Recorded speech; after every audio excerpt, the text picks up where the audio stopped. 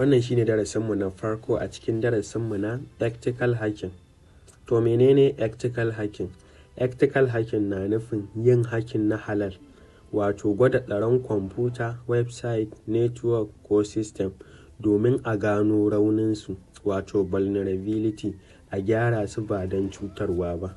A taƙaice, ethical hacker mai yin hacking na halal. Wane ne ethical hacker?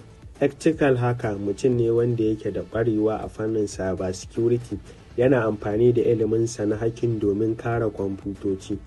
Misali, banki ya ɗauki ethical hacker ya ce zo ka gwada mana system ɗinmu idan akwai wani rauni. Sai haka ya iya gwada shiga, nemo rauni, rubuta rahoto, sannan a gyara. Wannan shine ethical hacker. To me ya kamata ka koya don zama ethical hacker?